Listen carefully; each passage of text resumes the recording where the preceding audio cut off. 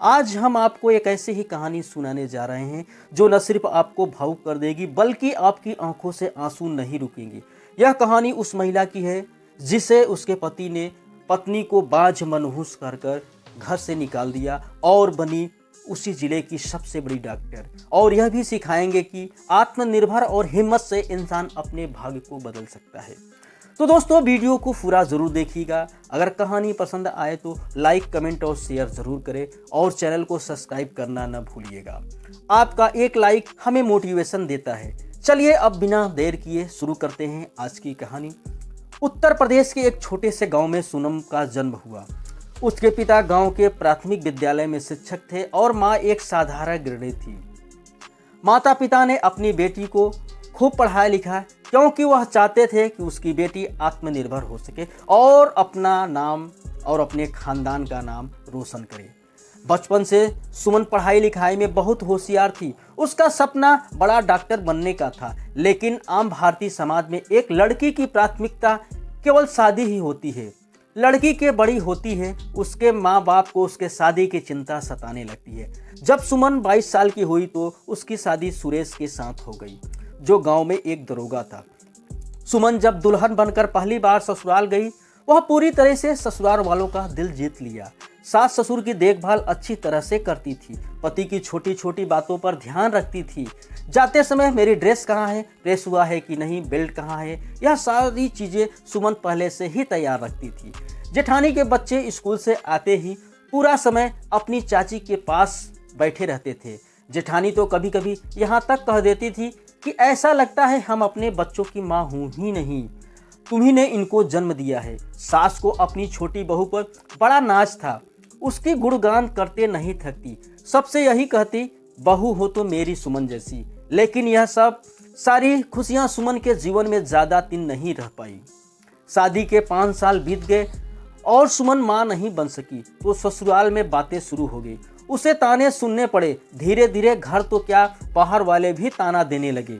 5 औरत है, इसका कोई अस्तित्व नहीं, इस घर के लिए तू एक अपशगुन है। यह आए दिन उसको सुनने पड़ते थे। सुमन अकेले ही बैठकर घंटों रोया करती थी। उसको तसल्ली देने वाला अब वहाँ कोई नहीं था।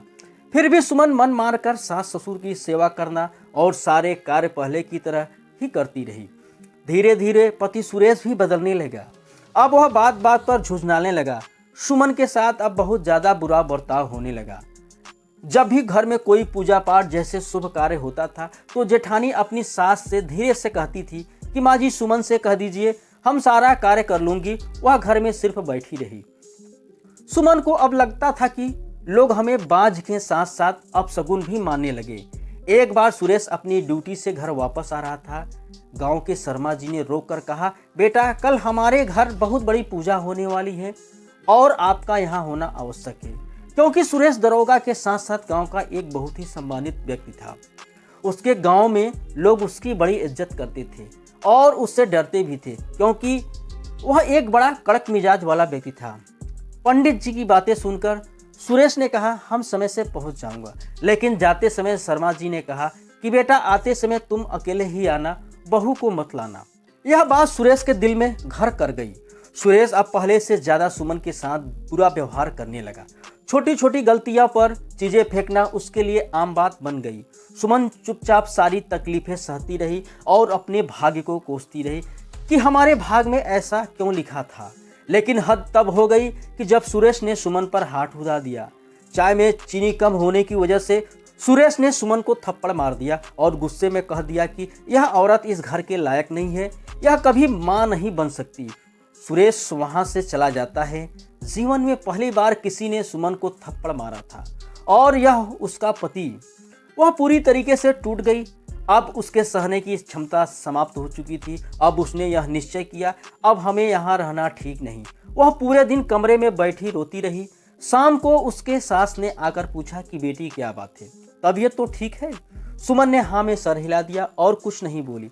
सास ने कहा, बेटा सुबह जो हुआ वह ठीक नहीं हुआ। सुरेश को तुम पर हाथ नहीं उठाना चाहिए था, पर क्या करे बेटी, बाप न हो पाने के कारण वह ज़्यादा गुस्सा होने लगा है। यह कहकर सास चली गई। सुमन ने अब दृढ़ निश्चय कर लिया था कि अब हमें यहाँ नहीं रहना चाहिए। उसने अपने पिता को फोन किया और कहा कि अब इससे ज्यादा मैं नहीं सह सकती, क्या मैं आपके पास आ सकती हूँ। यह सुनते ही पिता भावुक हो जाता है और बेटी को समझाया, लेकिन सुमन ने कहा नहीं, अब मैं यहाँ नहीं रहना चाहती, क्या मैं आपके घर आ सकती हूँ। सुमन की आंखों में दर्द था, उसको आंखों में आंसू थे, लेकिन उसका कोई विरोध नहीं किया। वह माँ के लौट आई, लेकिन वहाँ भी परिस्थितियाँ कुछ अलग नहीं थी। माता पिता समाज की परंपराओं से बंधे थे। माँ रोती रही, पिता ने बस सर झुका लिया। कुछ ही दिन बीता था, सुमन को तलाक का नोटिस मिल गया। सुमन ने बिना कोई आपत्ति के उसे स्वीकार कर लिया। सुमन और सुरेश का तलाक हो जाता है। सुमन अब एकदम अकेली हो चुकी थी। वह एक हरदम बेसुध पुराने ख्यालों में रोती रहती थी। बेटी की तकलीफों को देखकर पिता बहुत दुखी हो जाता था। एक दिन उसने कहा कि बेटी, तुम्हारे दुख हमें देखा नहीं जा रहा है, तुम अपने भविष्य के बारे में बताओ, तुम करना क्या चाहती हो। सुमन समझ चुकी थी, अब उसे खुद के लिए ही जीना होगा। उसने कहा पिताजी, हम पढ़ना चाहते हैं।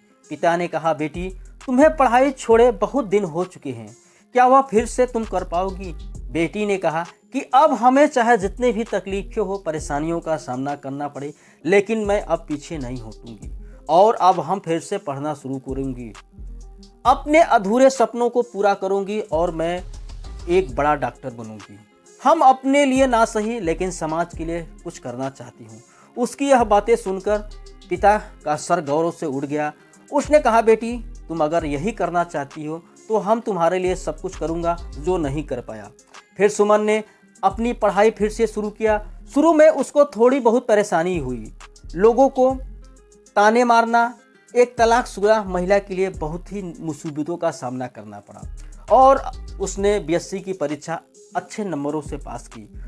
उसने छोटे छोटे बच्चों को ट्यूशन पढ़ाना शुरू किया और अपने मेडिकल कॉलेज की फीस जुटाने लगी। रात भर पढ़ाई करती, दिन में काम करती और समाज के सवालों को अनदेखा कर देती। कई बार पैसे कम बढ़ जाते तो वह भूखी भी सो जाती थी, लेकिन उसने कभी हार नहीं मानी। धीरे धीरे उसकी मेहनत रंग लाने लगी। मेडिकल की परीक्षा में उसने शानदार प्रदर्शन किया और स्कॉलरशिप भी मिल गई।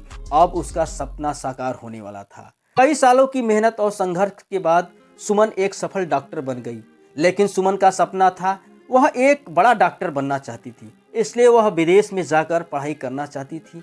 आगे की पढ़ाई के लिए उसे अधिक पैसों की आवश्यकता थी, जो उसके पिता एक मामूली सा अध्यापक था, उसके लिए संभव नहीं था।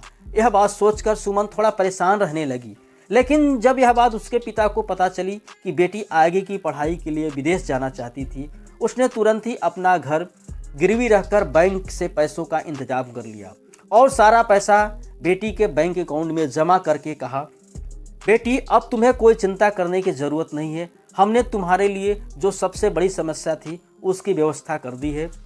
तुम्हारे अकाउंट में इतना पैसे जमा कर दिए हैं कि तुम अपनी पढ़ाई आगे की कर सको। विदेश से पढ़कर वापस आने के बाद एक बड़े सरकारी अस्पताल में नियुक्त हो गई और वहाँ स्त्री रोग विशेषज्ञ के रूप में काम करने लगी। अब जो लोग कभी उसे ताना मारते थे, अब वही लोग उसकी तारीफ करते हैं, लेकिन वह भूली नहीं थी कि कैसे उसे बांझ कहकर अपमानित किया गया था। उसने अपनी जैसी महिलाओं की मदद करने की निश्चय किया और अस्पताल की ड्यूटी समाप्त होने के पश्चात जो भी समय बचता था, उसके लिए उसने एक निःशुल्क क्लिनिक खोला, जहां वह उन महिलाओं का इलाज करती थी संतान न होने के कारण समाज से तिरस्कृत हो रही थी। एक दिन उसके क्लिनिक में एक जोड़ा आया। महिला काफी उदास दिख रही थी और पुरुष चिंतित। सुमन ने जैसे उसकी फाइल देखी, उसके हाथ ठिठक गए। उसमें पति के स्थान पर सुरेश का नाम देखकर उसका दिल जोर से धड़क उठा। सुरम ने तुरंत अपने स्टाफ नर्स को बुलाकर उसका डिटेल मंगाया और जब उसने नाम पता वगैरह देखा तो वह समझ चुकी थी, यह सुरेश कोई और नहीं बल्कि उसका तलाकशुदा पति है और महिला उसकी दूसरी पत्नी। उसने अपना सर कुर्सी पर टिकाकर एक लंबी सांस ली और अपने पुराने ख्यालों में खो गई। उसने कितनी बार सुरेश को कहा था कि चलकर एक बार किसी डॉक्टर को दिखाया जाए, पर उसकी बात सुरेश ने कभी नहीं मानी। वह कभी भी उसे लेकर किसी डॉक्टर के पास नहीं गया। यह सब सोचकर उसने एक गहरी सांस ली। एक बार तो उसे गुस्सा आया कि इन दोनों को यहाँ से भगा देना चाहिए, लेकिन अपना फर्ज मानकर उसने अपने द्वारा किए गए संकल्प को याद की कि जो हमने अपने जीवन में बाज के नाम पर जो यातनाएं सही हैं वह किसी और के साथ ना हो। उसने सारी रिपोर्ट देखी तो पता चला कि सुरेश में ही कुछ कमी है। उसने अपनी पहचान छुपा कर रखी, यानी कि सुरेश को इस बात की जानकारी न होने दे कि उन दोनों का इलाज करने वाला डॉक्टर कोई और नहीं बल्कि उसकी तलाकशुदा पत्नी सुमन है, क्योंकि अब उसका नाम सुमन की जगह पर सुमन खन्ना हो चुका था। उसने धीरे धीरे इलाज करना शुरू किया। आखिर एक दिन सुरेश की पत्नी मां बन जाती है। उस दिन सुरेश को इस बात की खुशी का ठिकाना नहीं रह गया कि उसकी पत्नी अब मां बन चुकी है। सुरेश की मां को जब यह पता चली कि उसकी बहू मां बन गई है तो उसने पूरे गांव में ढेर सारी मिठाई बंटवाई। एक दिन सुरेश इलाज करने वाली डॉक्टर से मिलकर धन्यवाद देना चाहता था, लेकिन कई बार प्रयास किया, उसको डॉक्टर से मिलने नहीं दिया जाता था। आखिर वह दिन आ ही जाता है कि सुरेश बाप बनने वाला था। सुरेश की पत्नी अस्पताल में भर्ती थी, उसको बच्चा होने वाला था। बाहर बैठा सुरेश और उसकी माँ बहुत ही परेशान थी। जब भी कोई नर्स बाहर आती थी तुरंत दौड़कर जाते थे, पूछते थे कि सब कुछ ठीक है ना, बच्चा हुआ कि नहीं। तभी बच्चे के रोने की किलकारी सुनकर दोनों खुशी से झूम उठे। नर्स ने तुरंत आकर बताया माँ और बच्चे दोनों ठीक हैं। सुरेश की माँ ने हाथ जोड़कर नर्स से कहा कि हम उस भगवान से मिलना चाहते हैं, हम उस डॉक्टर से मिलना चाहते हैं जिसने हमारे घर में चिराग दिया। नर्स चुपचाप अंदर चली गई और कुछ देर बाद आकर कहती है कि डॉक्टर साहब केबिन में बैठे हैं, आप लोग जाकर मिल सकते हैं।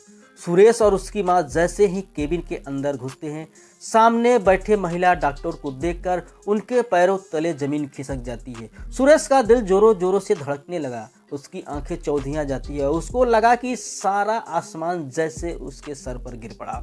उसका पैर लड़खड़ाने लगता है और वह वहीं कुर्सी पर बैठ जाता है।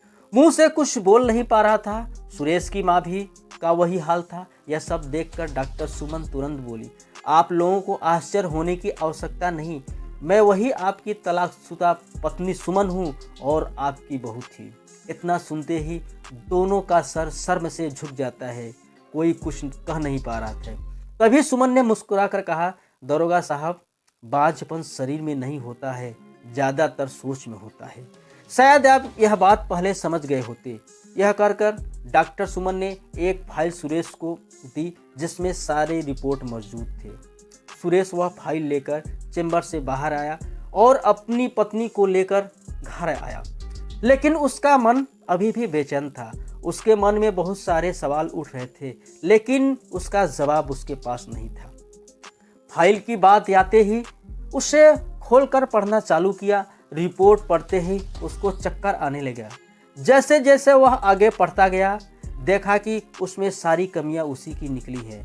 अब वह जोर जोर से अपना सर पीटने लगा, पागलों जैसा चिल्लाने लगा। उसने कहा कि हमने वह गलती की जिसे हमें कभी माफ नहीं किया जा सकता। हमारी वजह से सुमन को वह सजा मिली जो उसे कभी नहीं मिलना चाहिए था। सिर्फ हमारी गलती से उसने समाज के ताने सहे, कितनी ठोकरें खाई, पता नहीं यहाँ से जाने के बाद उसके ऊपर क्या क्या बीती होगी।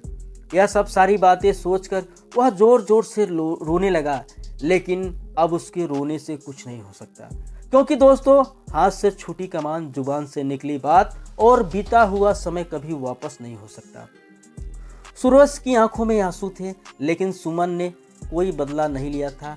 उसने पूरी निष्ठा से इलाज किया था, क्योंकि वह जानती थी कि डॉक्टर का काम सिर्फ इंसानियत निभाना होता है। यह कहानी हमें सिखाती है कि हिम्मत और आत्मनिर्भर से कोई भी अपने भाग्य को बदल सकता है। असली जीत बदले में नहीं होती, बल्कि अपनी सफलता से होती है। सुमन ने अपने अपमान का जवाब अपने मुकाम से दिया और साबित किया कि कोई भी औरत कमजोर नहीं होती, बस उसे खुद पर विश्वास होना चाहिए। दोस्तों, सुमन ने सुरेश के लिए जो भी किया वह सही या था गलत, आपका जो भी राय होगा कमेंट बॉक्स में अवश्य बताइएगा। अगर वीडियो पसंद आया तो चैनल को लाइक और सब्सक्राइब जरूर कर लीजिएगा। आपका एक लाइक हमें मोटिवेशन देता है। मिलते हैं अगले वीडियो में, तब तक के लिए धन्यवाद। जय हिंद, जय भारत। और जाते जाते कमेंट बॉक्स में हर हर महादेव, जय श्री राम लिखना न भूलिएगा।